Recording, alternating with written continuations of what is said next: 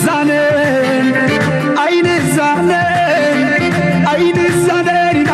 عين الزانن عين الزانن فقرات تحديد النار ما يكون النار ما يكون عين الزانن عين الزانن عين الزانن عين الزانن عين الزانن فقرات تحديد النار ما يكون النار ما يكون يا منتقاي وعزل عيب بحدي سنة حسان وريتهم أمثلتي أنجلت في أبنو حبيبو أميتنا وسيو كبرمبو نجزانا قبرقزو نجزانا قبرقزو نجزانا قبرقزو أميتنا وسيو كبرمبو مسمطنا راي هاريبو غلاي أختيتو أبلاي عين مسددة عين صلاتنا قدنا يونبر ما استزانينا رحبح مسوفرة درتنا كدفة دولنا بحبار حوخنا كدفة ولا باش غيزة فتت لعبة تفاني ونخو حنت خيس لبي كم تحلو سنتنا يابا كان دي الفتحي أبنو حبيبي أميتنا وتخدمنا نجزانا قبرقزو عيني حسان عيني تتابعي عيني ننقيرو كتلمت مساي عيني تلمات كيرو قدما كنت مسمتعنا سعيدنا صلى دلونات دلونتنا دلونت دلونتنا دلونت دلونت دلونت ذهبنا هلاونت دلونتنا دلونت دلونت دلونت دلونت دلونت ذهبنا هلاونت دلونتنا نديو ما كسبتنا ايو خبلنا نديو ايو كلنتنا ኤርትራ እቲ ሓደ እቲ ነዞም ኣብዚ ንሪኦም ዘለና ኣብ ኤርትራ ንኣሽቱ መንእሰያት ዘለው ቅድሚኦም ዝነበርዎ ሂወት ንሳቶም ከርክብሉ ኣለዎ ማለት ኣይኮነን። ኩሎም ዞም ንሪኦም ዘለና ኣቦኦምን ኣኮኦምን ኣዲኦምን ኣባሓጎምን ይተቃሊስላ እቲ ሃገር። ስለዚ እቲ ግንባር ኮፍ ኢሉ ዘሎ ኣብ ምንታይ ኮፍ ኢሉ ዘሎ እዚ ወዱን ጓሉን ዕድል ንክረክብ ካብ ናቱ ከይኮነ ትዕጫ ካብ ናቱ ዝበልፅ ንክኾነ እዩ ዝደሊ። ስለዚ ኣብ ኤርትራ እዚ ነገራት ክፍተን ኣለዎ ወይ ገለ ክበሃል ከሎ it's all about this youth ዞም መንእሰያት እዚኣቶም ከምቲ ቅድሚኦም ዘሎ ወለዶ ከምኡ ክኾኑ የብሎምን። ሓደ ግዜ እንታይ ዝብል ሰብ ትሪ መሲልካ ንዓመታት ኣብ ግንባር ኮፍ ኢሎም ዘለው ከይብል እወ ንዓመታት ኣብ ግንባር ኮፍ ኢሎም ዘለው ደቆም ከምኡ ክኾኑሎም ኣይደልዩን እዮም። ደቆም ልክዕ ከማቶም ወሪሶም ኣብ ግንባር ንዓመታት ኮፍ ክብሉ ይደልዩን እዮም። ስለዚ እንድሕር ነቶም ኣብ ግንባራት ኮፍ ኢሎም ዘለው ንሓልየሎም ኣለና ንደቆም ዝበለፀ ሂወት ንክህሉ ክንሓልም ኣለና፣ ክንፅዕር ኣለና። ነናትና ብዙሕ ግዜ ምስ ሰባት ክንዛረብ ከለና ነፍሲ ወከፍና ኣብ ደገ ዘሎ ነፍሲ ወከፍና እየ ዝብል እንተወሓደ ክልተ ሰለስተ ሰባት ናይ ስራሕ ዕድል ክፈጥር ክእል እየ ዝብል ሓሳብ መደብ ክህልዎ ክኽእል ኣሎ። ክልተ ሰባት ሰለስተ ሰባት ስራሕ ክረክብሉ ዝኽእሉ ዕድል እንድሕር ፈጢርካ ጥራይካ ነቲ ሃገር እምበር ብሓወላ ገይረ ንሓንቲ ሰሙን ንስድሮኦም 200 ክሰደሎም እየ ሰዋት እዚ ደኣ እሞ ንሓንቲ ወርሒ ንሓንቲ ሰሙን ከተብልዖም ትኽእል ድሕሪኡ ግን የለን። ስራሕ ተፈጢርካ ኣሎ ግን መክፈፊ ዓሳ ገፊፉ ክነብረሉ ዝኽእል ዕድል ስለትፈጥረሉ ዘለካ እቲ መንእሰይ ብኡ ክዓቢ ይኽእል። ስለዚ ብተደጋጋሚ ኣብዚ ቻነል ንደፍኦ ሓሳብ እዞም መንእሰያት እዚኣቶም ዝበለፀ ዕድል ንክረኽቡ ካብቲ ናይ ኣያታቶምን ኣቦታቶምን ናቶም ሂወት ክበልፅ። ምክንያቱ ኣነ ወላዲ ስለ ዝኾንኩ ኣይ ፊል ኢት ኣነ ዝሓለፍኮ ብድሆታት ደቀይ ክሓልፍዎ ይደልን እየ። So I want to create ነቶም ደቅኻ ካባኻ ዝበለፀ ሂወት ክህልዎም ኢኻ ትደሊ። ኣብ ግንባራት ኮፍ ኢሉ ዘሎ መንእሰይ ይኹን ዓብ ድማ ኩሉ ሕልምናቱ እዛ ኣነ ዝሓለፍኳ ደቀይ በኣ ክሓልፍ የብሎምን እዮም ዝብሉ። ስለዚ መንግስቲ ኤርትራ ኣብ ገለ ነጥቢ ምልምል ሰራዊት እናሓዘ ነቲ ገለገለ መንእሰይ ግን ሪሊስ እናገበሮ ኣብቲ ንሱ ዝህቅኖ ዘሎ ናይ ቁጠባዊ ግስጋሴ ናብኡ ገፁ ናይ መወዳእታ ዕላማ ናተይ እንታይ ካብ ኤርትራ ዝወፅእ መንእሰይ ክህሉ የብሉ። ኤርትራ ውፅኢት ናይ ህዝባን ናይ መንእሰያን እያ ክንብል ተኮይና كل نجبرو نسرحون منسي إرترا كاب إرترا نخيوت كون خلالو زوت أنا نأكل ما لدى جوتيو سبت ما هيرو كطبع غير أوكي نأكل كابز عجدو بحج دوت سبسي نير تراسي تقبل له كان حجز وص عن تقمن يروي بالنيجن هذا جزية نحما غيل زوت نتهاجر أب مرد أبي أبركتو غيري إيرترا مس تشاينا عبيتي ناي وعلات كم استفرارمت زرقي كنا تاترينا مس راشيا محج بزح تفراري ما مس كوريا ونتخونه مس سعوديا كم تفراري ما أبايتا جن زيوم نجارات يا تومسي مستليان وانت مال تفرارينا أبايتا جنسي اتي هيوت ناي زيغاتاسي يغير يلن اتي زغبر زلو مفراماسي أب بايتاسي أين تبارقن زلو زبل زربات سمع مالتيو بس زربات حجي أب مس أمريكا زخوني يكون استفرم نجار يلن زتودع نجار يلن زتتحزن نجار يلن زي اتي دليت كم زلوهم بخلتي وجن نصور زخون دليتن بحجن كم زلوهم قليتهم زلوهم بر استبقى سنجار يلن جن نتي نجارتي وسيدكا نا practical steps نمغيار نتيز جبر زلو سمعات مالت أب ورقات كتتصحف كلها ناي هجراتن ناي كامبانيتاتن عب في اللي زلو بزي بوليتيكا ناي هجرات حراي كبلو خلو دحريتهم كامبانيتات مسيوم نكسرحو زي اليوم بايتا اللوديو نتوم زمتو زلو كامبانيتات نا بايتا نكخدو زوهابهم حجز ويون نتدليتاتهم زمالي تتقرصي علنا جس اتي زغبر نريو تسفا زبنا كونتاسي نابايتا اب مقيار كبصح كلوسي كمتز دله اي ودانيو وي امنا غزي يوسط كوينو از حجي مس امريكا زفتن كابت قدم حجي استفتنا وي ونستغبره انتاي فلوينات كل وي يخون ببال سكبتيكس وي ون كمز بعين طرطرا زريو سبات الله بتحاد زي حزلي كاليت دما ايرترا اكلتشن 18 وعلم اثيوبيا مستفرارمت ون انتقونه كابن يو ولا كوت بوليتيكاوي نوصي يقصل انتالو إيرتراغن أب حوسي أب تزامادي سلام يا زلا أب تزامادي سلام أب تقرن أفريقيا تزامادي سلام أب مريتان أب سمايان زلا وهاجر إيرترا يا زلا إذ كله النهل لو خلو إيرترا اسكتنا بوليتيكاو قال ملا بزعق زي سلدوس نسو نتنقاقاتات مستر رجيم تشينجز بلوم زلو حنقو فايلون بوليتيكاو لو تنقبرو بدهوتات كلهم يخلي تبليغا أبتنا يقطع زين كقلتشان 18 حساب قلتشان 25 زلو مقصشو عطا عمتيو حجون قلتشان 26 يمصالو ولا نتنا يبدأ ناي دياسبورا حيلي أو قلنا هاقولنا عمتات تطوز بلا أم ستاف يخون أبتوش تعد زلو من إسي الدلات أب مفتار ويون أقبابا نابرو نمغيار زلو نابنت قلتشان 18 زنبرة تسفا بيرترا أتمنى إسي زنبرة تسفا إتي هزب زنبرة رأي بنينو قبل كايكلني جن أب جبرن متكبارو زعكل معناته صبو نجاري متى كان لو كتب له هذا نجاريو أتسبقن نفسه أبي وتين تايق يرن له يقبل لذي أتمنى سيابي يرتراوز له شوقات عمت حليفو له كاب كنت شنو أفترشوا من تنكسب هجي زعبدوتا تقاتي منه هجون انتقونه أب the next 4-5 عمت انتاي تسفاك اللوي غلويون نابي قص ايه خيد مسائي انتاي يكون إلونك حسبت منجستي تعطيخ نقبر له أي متجبع عنده نخل نجار تبغى له مبال ده حيش ولا حدا زي منجستي ون قال مفتحيتات بفل عينتي أو تعدز له منسي أم ستافسي قال لو تنخ جبر أبقولنا أبتي هجراونات كين كهلها pressure ناخد جبر لو تنخ جبر نتي transition نتي لو تنايت منسيات نخجمر defeat كم فترة كلنا استجانا ندي مثلا كويس قبول الناس اللي خيني سماها كانوا يعزبالت ياجن أنا أتعايز كتزربة هو طعم صبحته محصر ملص كمان هو تجانا EU نحجي بتحرق أنك أيكون أنك أخليه لكن الله ونمن تايجن كم دخون دلا أبنات كيف حجنا أبنات أبزاناي زناي أبدأ كم حارد الله ناي wind energy دفر الله مالتي حجي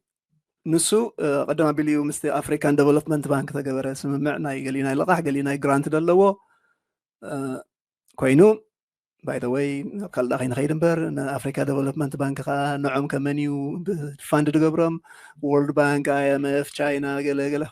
كله عالم سلام عالم نتورك ديا ኣብ ካልእ ኸይነ ኸይድ ኢለ ዝኾነ ኮይኑ ንሱ ኣብ ሓደ ጉዳይ በፂሑ ከሎ እዚ ምስ ቻይና ተገበረ ስምምዕ ገለ እንዳሓገዞ ተን ባንክታት ናይ ቻይና እውን ተሳተፋሉ ማለት እዩ በቲ ናተይ ዝርዳእኒ ኣብ ቀረ ድሕሪኡ እሱ ንቅድሚ ሰጊሙ ማለት እዩ ድሕርቲ ተገበረ ናይ ቻይና ካምፓኒስ ነቲ ድድለ ቴክኒካል ነገር ኣሎ ካብ ሓደ ናብ ሓደ ንምብፅሑ ማለት እዩ ኮንትራት ወሲደን ክሰርሓሉ ጀሚረን ማለት እዩ ሕጂ እዚ ኣብ ዜና ወፅዩ ከም ብድለየን ውሓቢ ኢሉ ከዓ ገሊኡ ብእንግሊሽ ገሊኡ ብትግርኛ ገሊኡ ብዓረብ ኣብ ሻዕበይ ዳትካም ጀሚርካ እዝን ዝን ተገይሩ ገለ ግን ቦሪን ነው እዚ ኣብ ሶሻል ሚድያ ኣብ ቪድዮ ዩቱብ ኮንካ ከዓ ብዙሕ ኣብቲ ናይ ሕልኽልኽ ኢልካ ነዚ ከመይ ተገይሩ ኢልካ ብዙሕ ኣይስለደ ዝግበር ዝዝክረውን ነገር የለን ማለት እዩ ሕጂ እቲ ናይ ዜና ናይ ምዝርጋሕ ሕምቀት ኣሎ ክትብል ትኽእል ኢኻ ሕምቀት ማለት ሕፅረት ማለት እዩ በቲ ሓደ ወንካ ብተኻሎም መጠን ከዓ ዝዘርግሕዎ ነገር ኣሎ እቲ ኣቓልቦናትና ከዓ ኣብ ሕፅረት ኣብ ዘይተገብረ ኣብ እዚ ኣይተገበረን ድብል ስለ ደዕብልል ነቲ ተገበረ ብዙሕ ኣይትብሎን ኢኻ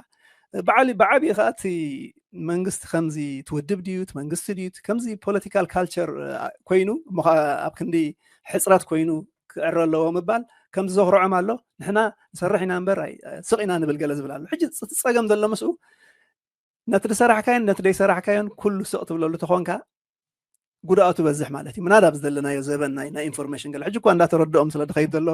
ዳስ ዋይ ከማን ዩቱበራትን ገለን ዓቕሞም ዝገብርዎ ነገር ኣሎ ሕጂ በቲ ኣወንታዊ እየ ድኸይድ ዘለኹ ጌና እምበር ብሕፅረታት ከዓ መዓት ኣሎ ካልእ ዓዲ ኸይደ ምስ በቲ ሶፋር ድረኣኽዎ ኣብ ናይ ሓልሓለ ድዩ ናይ ዕላበርዒ ድዩ ኣብ ባፅዕ ዘሎ ናይ ፒቪሲ ፋክተሪታት ድዩ ካልእ ድዩ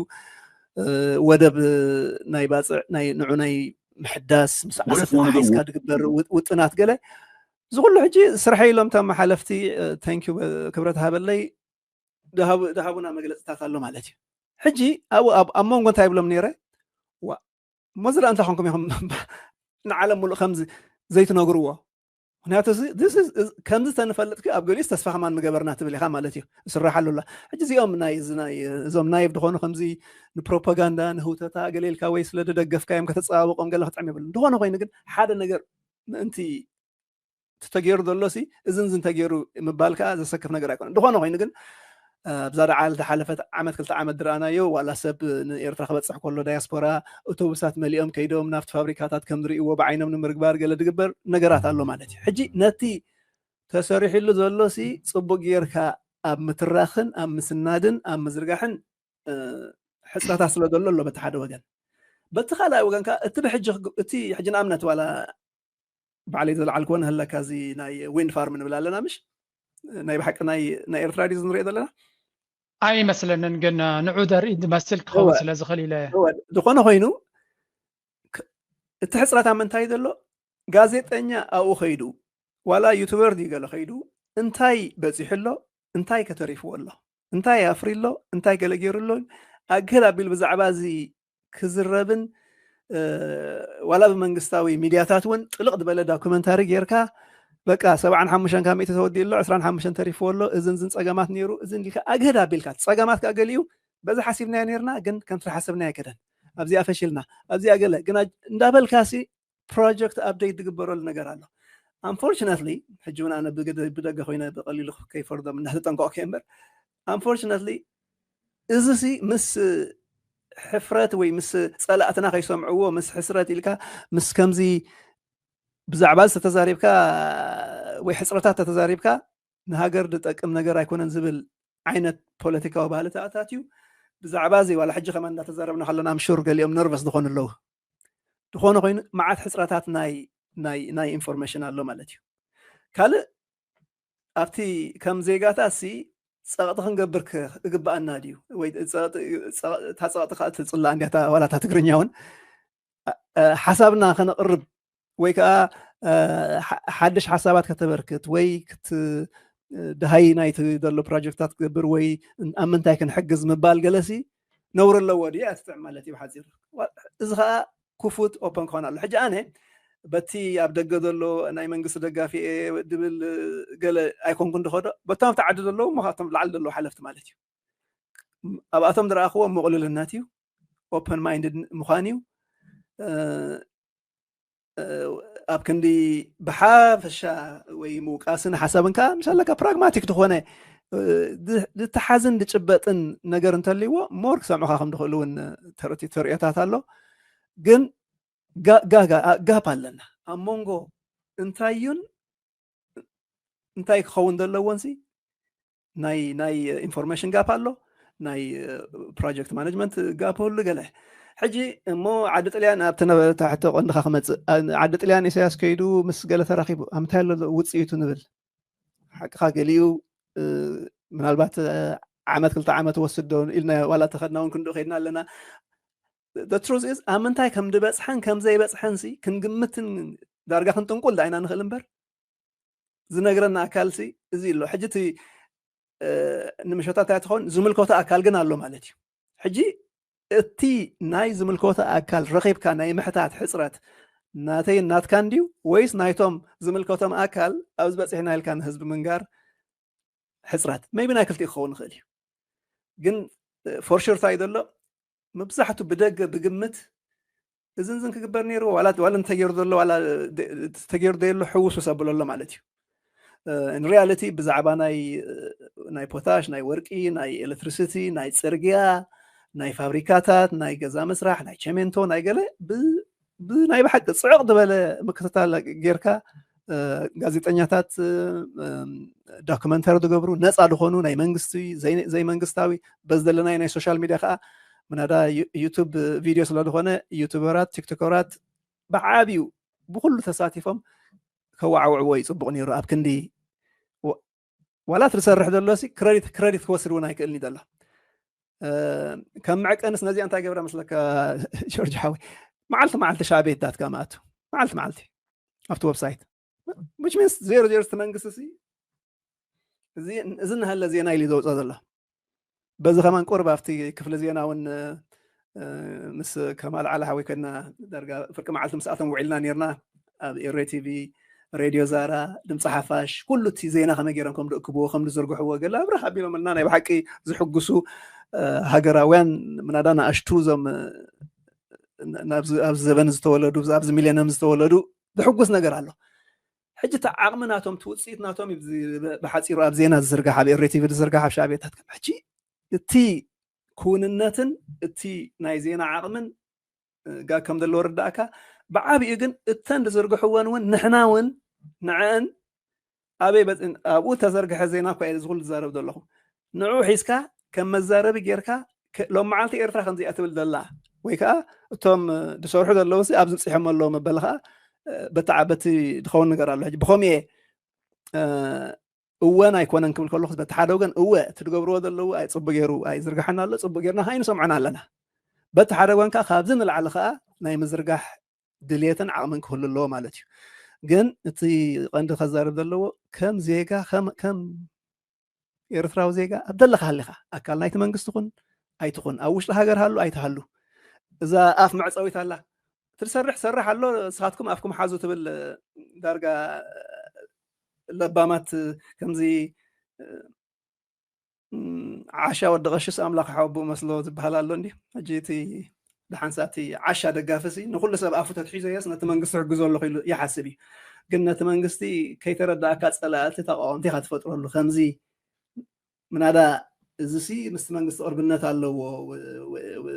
ነቲ ውድብ ውክል እዩ ዝበለ ኢሉ ዝግምት ሰብ ኣሎ ኖ እንግዲ ሓቂ ኣብ ደገ ኮይኑ ከም ዝገብር ዝኽእል ሰብ የለን ኣምባሳደር ተደይ ኮይኑ ናይ መንግስቲ ሰራሕተኛ ተደይ ኮይኑ ማለት እዩ ሕጂ ብኣቶም ግን ሰብ ዓቂኑ እዚ ኣፍኩም ሓዙ ኣይትዛረቡ ኣይትጥቀሱ ኣይትዛረቡ ኢልካ ከምዚ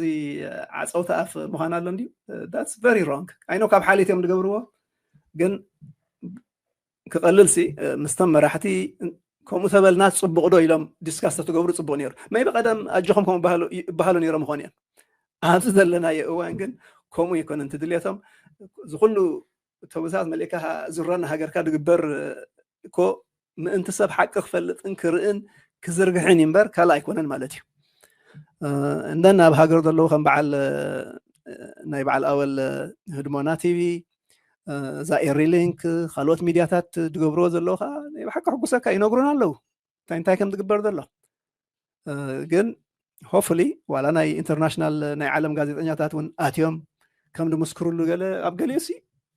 I know ብዙሕ ፍርሕታት ኣሎ እቲ ነገራት ጠምዚዝካ ናብ ካልእ ከይከውን ዘይምትእምማን ዓብ ነገራት ኣሎ ግን I'm sure ናይ ቢቢሲ ጋዜጠኛ ዲ ናይ CNN ጋዜጠኛ ዲ ናይ አልጀዚራ ጋዜጠኛ ዲ ኸይዱ ክመስክረሉ ድኽእል ነገራት መዓት ዓለም ክሰምዖ ድግባእ ነገራት ኣለዋ ኤርትራ ባህላ ያኔ ያ I think ኣብ መወዳእታ እንዲና በፂሕና ዘለና ኩሉ እቲ ንገብሮ ዘለና ወይ እውን ክንገብሮ ንፍትን ዘለና ዳኒ at the end of the day ነዞም መንእሰያት እዚኣቶም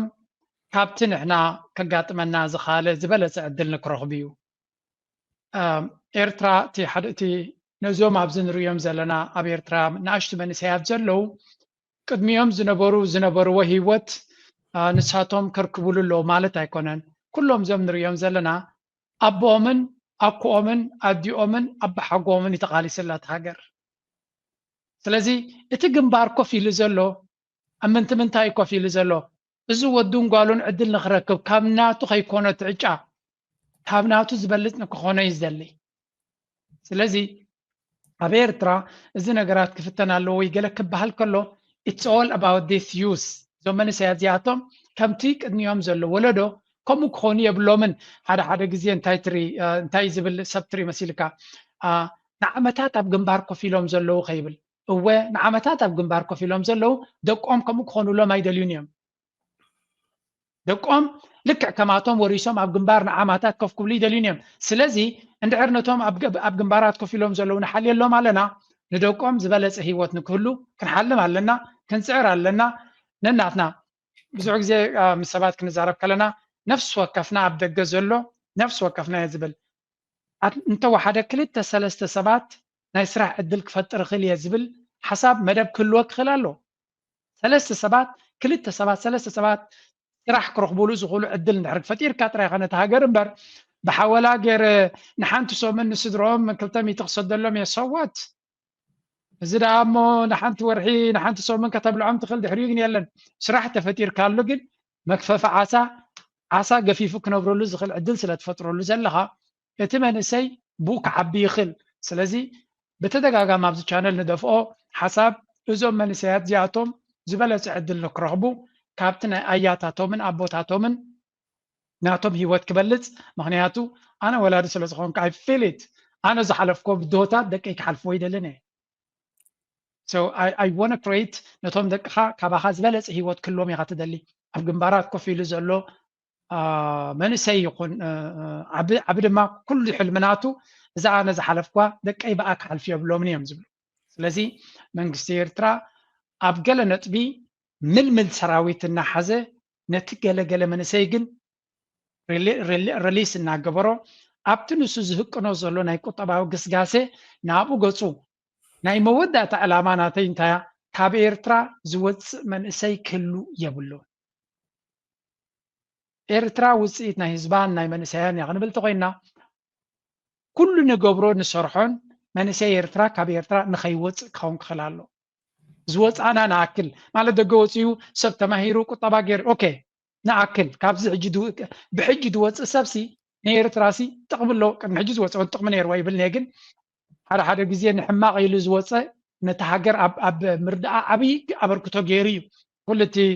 ናብ ስድራና እንሕውሎ ገንዘብ እኮ ተራ ኣለዎ ኣብቲ ቁጠባ ናይቲ ሃገር ስድራኻ ክትሃሊ ከለኻ እኮ ስድራኻ ኣካል ናይቲ ሃገር እዩ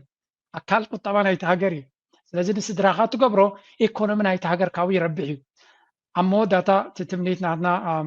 ብጌጋ ንኸይርድኦ እቲ መንእሰይ ኩሉ እቲ ናብ ኤርትራ ገፁ ዲያስፖራ ዘሎ ገዛ ንክሰርሕ ድዩ ትካል ንክገብር ድዩ ካልእ ክገብር ክንብል ከለና እዞም መንእሰያት ኣብ ቅድሜና ዘለው ዕድል ንክረኽቡ ንዓታቶም ንክድግፍ ኢልና ኢና ናይ መወዳእታ ናትካ ሓሳብ ናትካ ርእቶ ናትካ ብጣዕሚ ፅቡቅ ዝኾነ ምሸት እንዲና ምሲና ዳኒ ዘይበልናዮ ክንብሎ ኣለና ትብሎ እንተሎ ወስኸሉ ኣነ ወዲ ኣለኹ I think እዛ ዝበልካዮ ርእስቲ በቃ ከራጉደላ እምበር ኩሉ ኢልናዮ እንዲና ግን so important እዛ ንሓንሳሲ ናብ ድፋዕ ዘሎ of course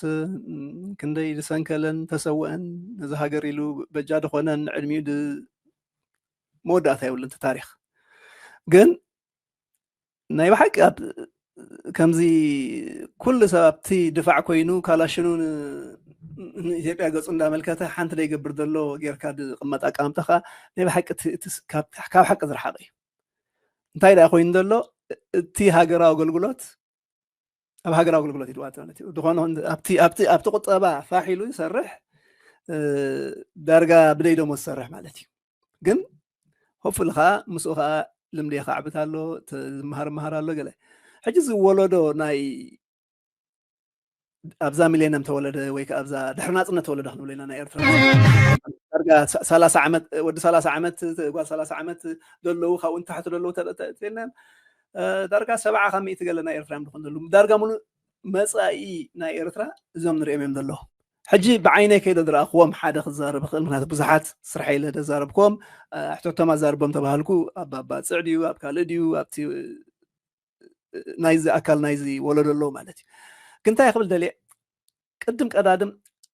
ኣብ ኤርትራ ከቲ ካብ ዜሮ ክሳብ ሃይ ስኩል ተማሂሩ ድሕሪ ሃይ ስኩል ኣብ ኮሌጃት ትዕድል ዝረኸበ ኣትዩ ኣብ ማይ ነፍሒ ኣብ ዓዲ ቀይሕ ኣብ ኤርትራን ኢንስቲትዩት ኦፍ ቴክኖሎጂ ገለ እናበለ ዓመት ዝምረቕ ዘሎ ናታቶም ውፅኢት ክትሪኦ ከለኻ እሞ ኣብቲ ናይ ዕደና ገሊኦም ዝሰርሑ ብዙሕ ተዋፊሮም ገለ ክሰርሑ ከለኹ ጀስት ኢን ኮፍ ኢልካ ከተዛረቦም ከለኻሲ ኣብዛ ሃገር ተወሊዶም ዝዓበዩ ዝፈረዩ ካብ ኤርትራ ወፂኦም ደይፈልጡ እዮም ኩሎም ካብ ቋንቋ ምልከት ናይ ትግርኛ ባይ ዘ ወይ መብዛሕትኦም ዝዛረብኩም ትግርኛ ስለ ዝዛረቡ ካብ ትግርኛኦም ጀሚርካ ብዓቢኻ እንግሊሽ ናቶም ኣተሓሳስቦም ብዛዕባ ሃገርን ሃገራውነትን ብዛዕባ ናይ ዓለም ዘለዎም ፍልጠት ብዛዕባ ትግበር ዘሎ ታሒዞማ ዘለዉ ኣብታ ተወፊሮምላ ዘለዎም በተዓቕሞም ዘለዉ ፍልጠት ገለ ናይ ብሓቂ ትግረም ኢኻ ምግናን ኣይኮነን ማለት እዩ ተስፋ ከዓ ትገብር ወይ ለይ ድሓን ባይና ትብል ማለት እዩ እዚ ከዓ ተሰሪሕሉ እዩ ዓመት ካብ ማይ ነፍሒ 300 ሕጂ ምረቑ ኣለዉ ሕጂ ሻህ ተመሪቖም ኣለዉ ባይ ዘ ወይ በብቑርብ ደቂ ኣንስትዮ ቁፅረን እንዳበዝሐ እቲ ፐርሰንተጅ ኣብዛ ኣይ ቲንክ ተደተጋጊ ኣብ 2024 እንዲያ ትኾን ዘላ ተለይትስ ዝረኣኽዋ ቁፅሪ ናይ ደቂ ኣንስትዮ ካብተን ኮሌጃት ዝምረቓ ልዕሊ ቁፅሪ ተባዕትዮ ክበፅሕ ጀሚሩ ልዕሊ 51% ደን ገለ ከዳ ጀሚረን which is not a very excellent thing well ግን እንታይ ነይሩ ቅድሚ 15 ዓመት 500 600 ነይረን ወገን ኣገለ ነጥቢ ክትበፅሕ ከለኻ ናይ ደቂ ኣንስትዮ ምዕባይ ጥራይ ኮንካ ክትርኢ ኣለካ what's happening ነቶም ደቂ ተባዕትዮ ኖ ግን እሳ ኣይኮነን ደቂ ተባዕትዮ ወዲቖም ማለት ኣይኮነን እሳተን ኣብ ኤርትራ ይድል ኣለኹ ዓይኖ ኣብ ዘለናይ ዓለም ርእሱ ድኸኣለ ሽግራት ፈጢሩሎም ካልእ ንርኢ ኣለና ግን እዚአንሲ ምናዳ ኤርትራ ካቲ ዝርጉሕ ትዕድላ ሙሉእ ስለተዘርግሐ ኣነ ካብ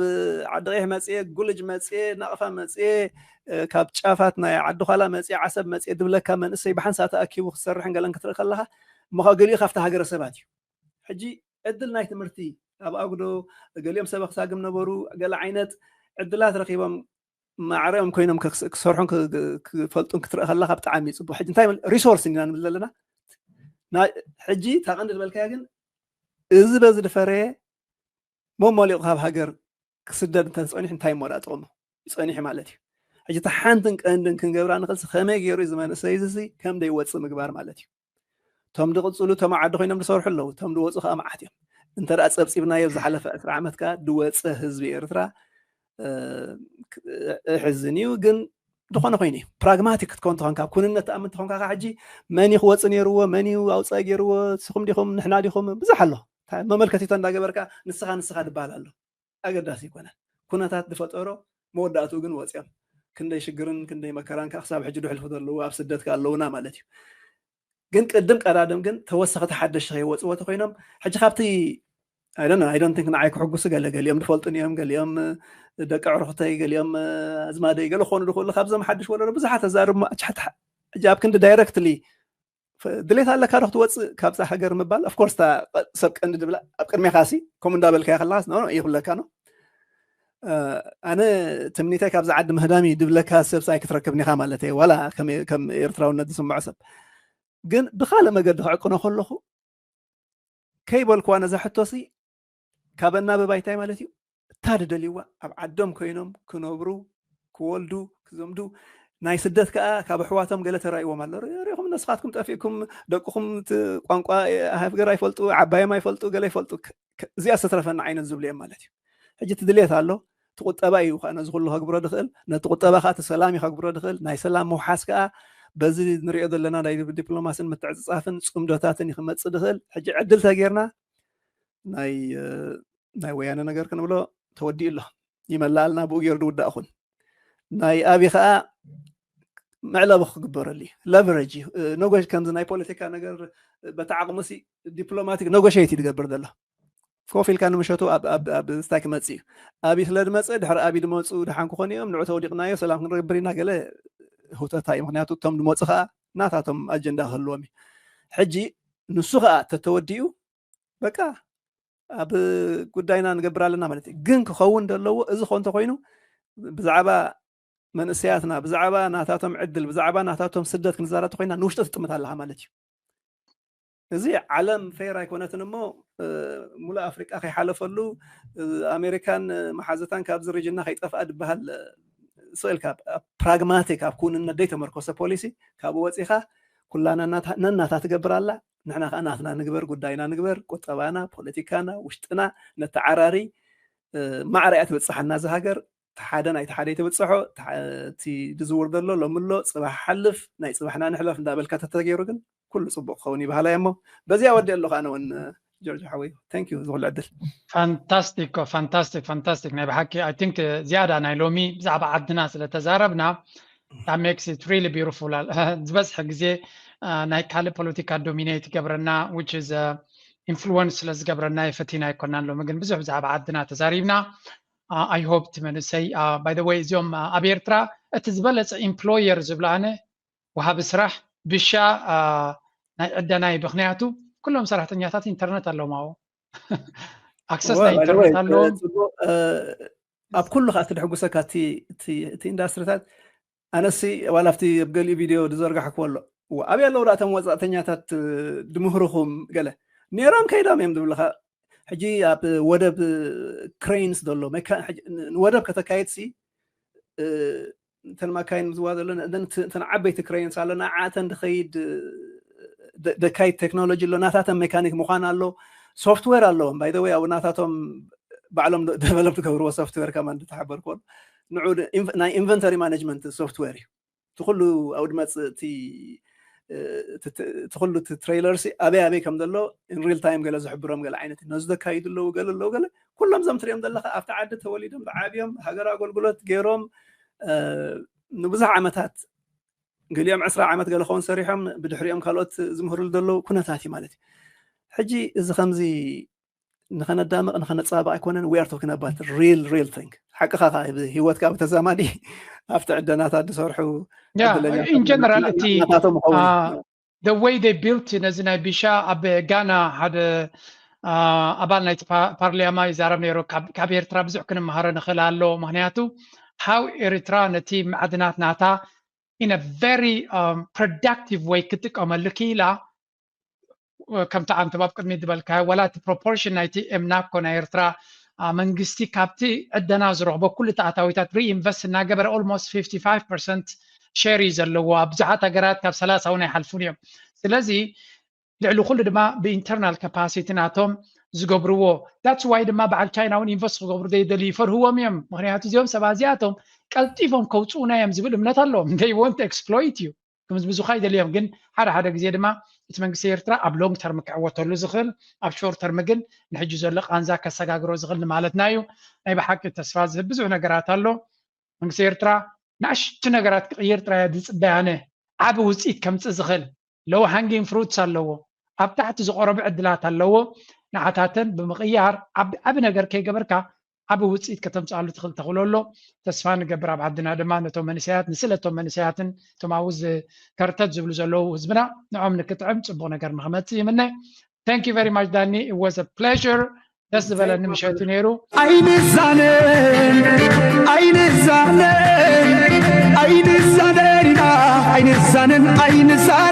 ፍቕራ ተሓዲድን ናብ ናይ ኮነን ናብ ናይ ኮነ ዓይን ዛነን ኢና عين الزانن عين زانن فقرات تحديدنا كلنا نايكونن يا منتقاي وعزو العيب بحدي سنة حساب وديتهم أمثلتي انجلت في يبنو حبيبو تميتنا وتيو كبرمبو نقزانا قبرقزو نقزانا قبرقزو نقزانا قبرقزو تميتنا وتيو كبرمبو مسمطنا راي هاريبو غلاي أختيتو أفلاي عين مسددة عين صلاتنا قدنا يوننبر ما استزانينا بحبح مسوفرة درتنا كدفة دولنا بحبار حوخنا كدفة ولا باش غيزة فتت لعبة تفاني ونخو حنت خيس لبي كم تحلو سنتنا يابا كان دي الفتحي أبنو حبيبي تميتنا وتخدمنا نقزانا قبرقزو عيني حسان عيني تتابعي عيني ننقيرو كتلمت مزاي عيني تلمات كيرو قدما كنت مسمتعنا سعيدنا صلا دلونات دلونتنا دلونات دلونتنا دلونات دلونات دلونات ذهبنا هلاونات دلونتنا دلونات دلونات دلونات دلونات دلونات ذهبنا هلاونات دلونتنا نديو ما كسفتنا ايو خبلنا نديو ايو خلنتنا وتروات تنكب وتروات تقال عدم كغوسكيس كاس ماسكي كاسالو وترو دلو دلوات حدا مسرح كوينا سقيرنا يو أمبار كمرات سقامتنا وترو لنا كسكاس كبرتاتنا من غاز نقرنا زدلي ما سدالي بدلو جاتنا زياد دالويو أخوانا زلو زياد دالويو كمتاتنا زلو تمالين لومن تمالين الوادينا عقلين قادرين تمال اللومن تمالين دلواتنا عقبرين قالين أبسناتنا بطري أبسناتنا منبار دحر حصاد نفسار بخارينا التقوار تمال اللومن تمالين دلواتنا عقبرين قالين تمالين لومن تمالين الوادينا عقلين قالين وترو لنا كسكاس كبرتاتنا من غاز نقرنا زدلي بدلو جاتنا زياد دالويو أخوانا زلو زياد دالويو كمتاتنا زلو تمالين لومن تمالين الوادينا عقلين قالين تمال اللومن تمالين دلواتنا عقبرين قالين انت مالين لومن صباح وانت الخوني زدالة زي جنبي يبلنا ززاني تمال اللومن تمالين دلواتنا عقبرين قالين تمالين لومن تمالين الوادينا عقلين